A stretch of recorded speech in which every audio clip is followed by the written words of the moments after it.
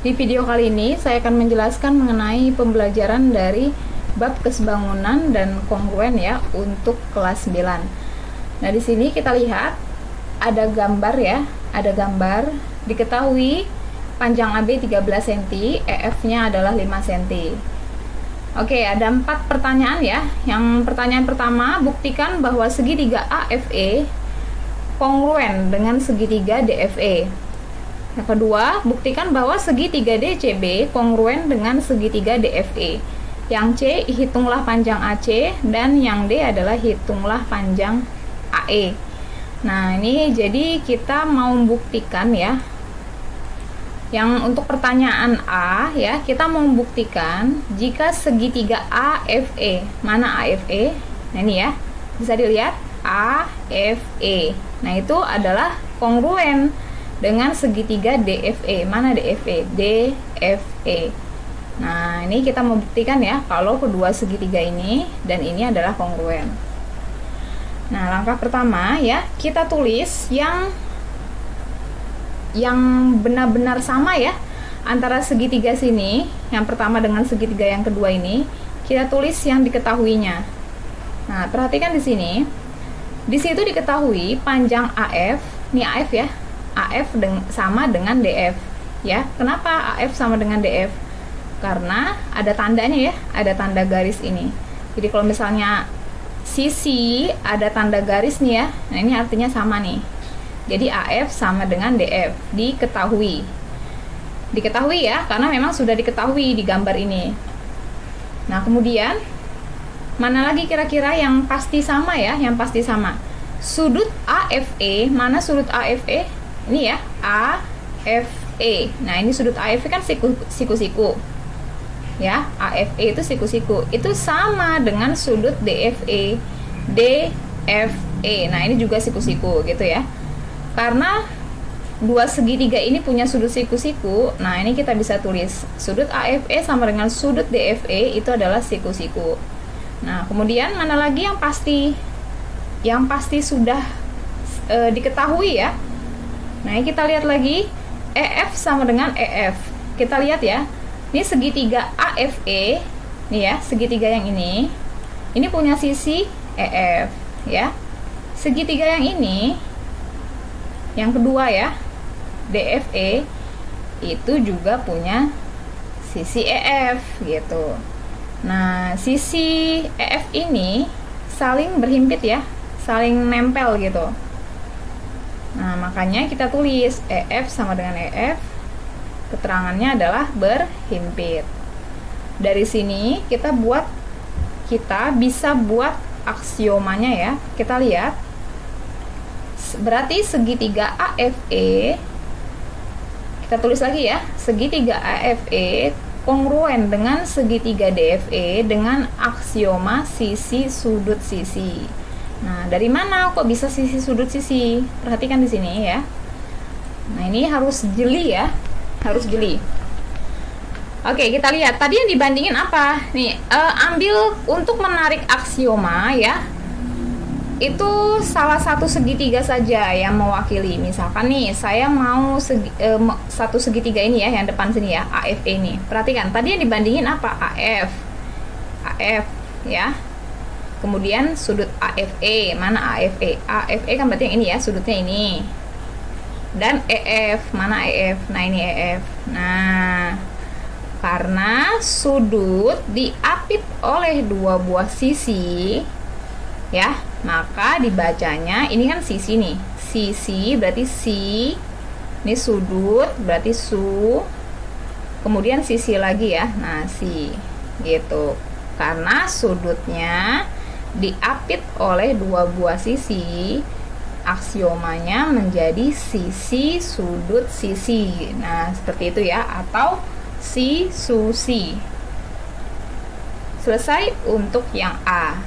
Kita lanjutkan lagi ke bagian yang B. Nah, perhatikan untuk yang B.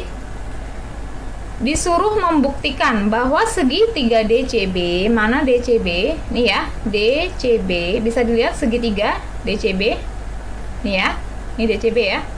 kongruen dengan segitiga DFE. Mana DFE? DFE. Nah, kita mau buktikan ini kongruen. Yuk, coba kita lihat ya, mana sisi atau sudut yang sudah pasti sama gitu ya. Kita tulis sudut yang pasti sama, itu kita tulis. Perhatikan. Di situ diketahui DF sama dengan CD. Bener ya? DF sama dengan CD. Kan ada tanda kan? Ada tanda ini nih, garis. Nah, kalau misalnya ada tanda garis ini, ya berarti sisinya sama gitu. DF sama dengan CD. Kita tulis DF sama dengan CD diketahui. Nah, kemudian mana lagi yang sudah pasti sama? Yang sudah pasti sama itu adalah sudut FDE. Mana FDE? FDE. Nah, ini ya, sudut FDE kan di sini ya. Nih, sudut DFE kan sini ya.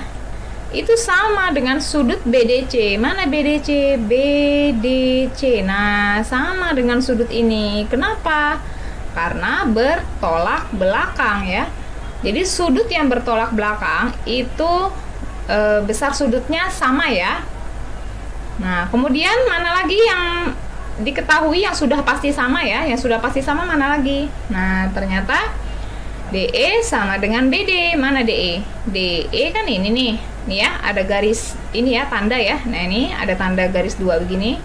Nah, itu membuktikan kedua sisi ini juga sama ya. Berarti DE itu sama dengan BD diketahui. Nah, dari sini kita bisa buat ya aksiomanya bahwa segitiga DCB kongruen dengan segitiga DFE ya. Nah, ini ya, DCB dengan DFE itu kongruen. Nah, aksiomanya adalah sisi sudut sisi. Nah, kita lihat ya. Perhatikan di sini, tadi yang kita bandingin ya. Di sini ya, DF. Ini kan yang tadi yang kita bandingin, DF. Kemudian sudut FDE, berarti ini kan? Nih, sama sisi DE. Ini kan? Nah, makanya karena sudut diapit oleh dua buah sisi ya, sudutnya diapit oleh dua buah sisi menjadi sisi sudut sisi gitu ya. Jadi sudutnya diapit oleh dua sisi gitu. Berarti menjadi sisi sudut sisi. Oke, berarti selesai ya untuk yang bagian A sama bagian B-nya. Kita lanjutkan ke yang CD-nya ya. Nah, kita lihat ini terusan yang tadi ya. Tadi kan A sama B-nya sudah dijawab. Nah, sekarang kita mau cari untuk option C dan option D ya. Perhatikan di sini. Untuk yang C, hitunglah panjang AC ya. Nah, jadi di sini diketahui AB sama dengan 13 nih ya. AB ini AB 13 ya. Dari A ke B 13. EF-nya 5. Mana EF? Nih ya, E ke F itu 5. 5 ya. Nah, kemudian ditanyakan adalah panjang AC. Ini AC ya, dari A sini ke C sini. Nah, gini ya. Tadi di option yang B, ya, sudah dibuktikan bahwa segitiga yang saya kasih silang ini ya, dua buah segitiga ini kongruen. Artinya karena dua buah segitiga ini kongruen, maka sisi yang bersesuaian sama panjang ya. Nah, EF itu kan bersesuaian sama BC. Nah, berarti kalau misalnya EF-nya 5, ya BC juga 5 gitu. Ya. Karena tadi kan kedua buah segitiga yang saya kasih silang ini kongruen, maka sisi yang bersesuaiannya sama panjang. Berarti kalau EF 5, ya BC juga 5 gitu ya. Terus ED itu sama dengan BD, DC sama dengan DF. Nah, berarti karena kita mau cari AC, kalian bisa lihat segitiga ABC. Segitiga ABC adalah segitiga siku-siku ya, dengan sisi miring di 13 gitu. Ya, ini AB-nya adalah sisi miring. Ini siku-sikunya di sini kan. Ya, fokus ke segitiga ABC. Fokus ke segitiga ABC. ABC. Nah, berarti untuk mencari AC kita bisa gunakan triple Pythagoras ya. Oke, karena kita mau nyari AC itu kan sisi siku-sikunya ya. Nah, berarti Pitagorasnya harus dikurangin ya.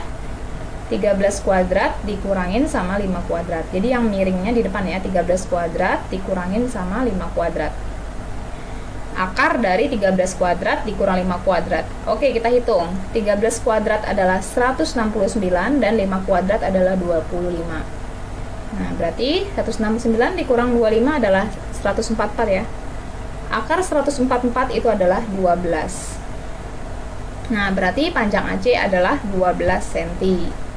Ya, AC-nya sudah ketemu 12 cm. Sekarang kita mau cari AE.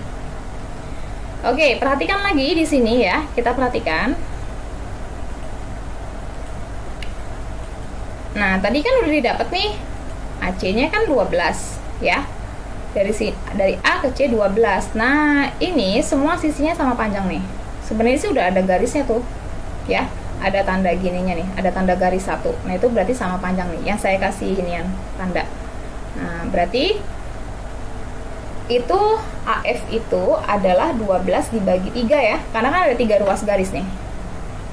Ya, ada 3 ruas garis ya. Berarti masing-masing 4 ya. Coba aja, 4 tambah 4 tambah 4 kan jadi 12. Bener ya? Atau 12 dibagi 3 itu adalah 4. Jadi masing-masing 4 nih. CD itu 4, DF itu 4, FA juga 4 ya. Nah, AF-nya udah dapet ya, 4 ya. Nah, ini saya taruh sini 4. Nah, kemudian yang ditanya apa? AE kan? Perhatikan di sini AE. Oke, ini AE nih, kita mau nyari ini. Kalian bisa lihat segitiga AFE. Segitiga AFE adalah segitiga siku-siku ya. Dan AE adalah sisi miringnya ya. Berarti kalau kita mau nyari AE itu adalah karena AE sisi miring, berarti Pitagorasnya harus kita tambahin ya. 5 kuadrat ditambah 4 kuadrat. Ini ya yang ditambahin ya, 5 sama 4 ini. 5 akar dari 5 kuadrat ditambah 4 kuadrat. Oke, berarti akar dari 5 kuadrat adalah 25 dan 4 kuadrat adalah 16. Nah, jadi 25 ditambah 16 ya. 25 ditambah 16 adalah 41 ya. Jadi akar 41. Oke, berarti panjang AE itu adalah akar 41 cm. Ini udah nggak bisa disederhanain lagi ya, akar 41 ya. Nah, jadi selesai ya pembahasan sampai sini dari A sampai D. Dipelajari lagi ya, semoga bermanfaat. Terima kasih.